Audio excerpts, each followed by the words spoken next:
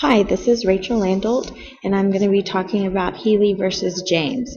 To start off, I would like to set the stage for the time period that this case was taking place.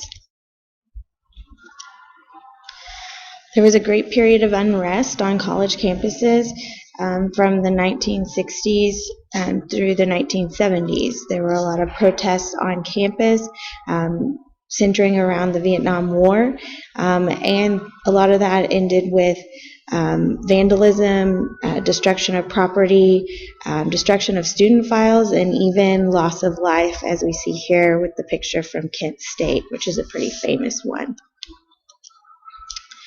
So in September of 1969, some students at Central Connecticut State College put in a request for a local chapter of the Students for a Democratic Society, which was a national organization at the time, which had been known to house some of these political gatherings and cause disturbances on campuses. So officials at the Central Connecticut State College, particularly President James, denied the request and banned the students from meeting in the Student Center.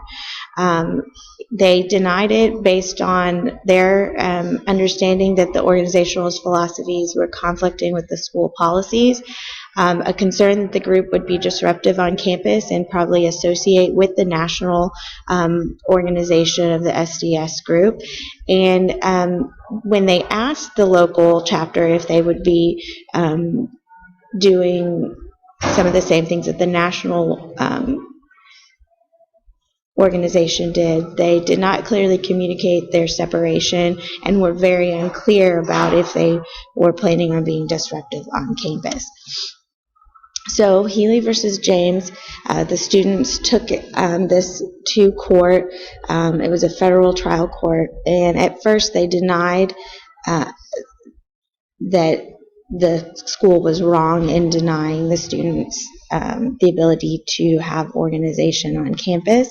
The students felt that it was a denial of the First Amendment rights and ability to associate and assemble, but they upheld Dr. James's decision and because they felt the students were given due process but failed to comply as far as when they were asked if they would be organizing like the national chapter or if they were planning on being disruptive. The students could not answer that.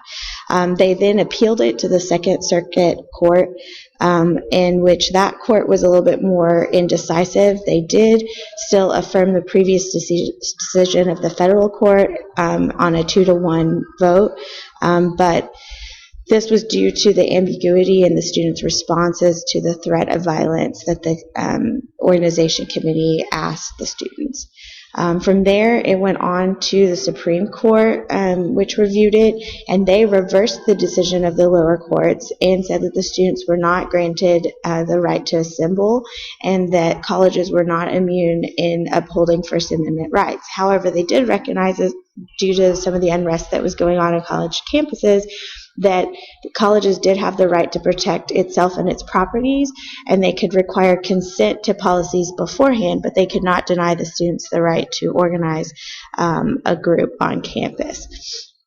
This was a pretty big case because this is a quote from one of the judges, that it was undifferentiated fear or apprehension of disturbance, which is not enough to overcome the right to freedom of expression. So they found that it was more about the fear of the disturbance rather than real causes.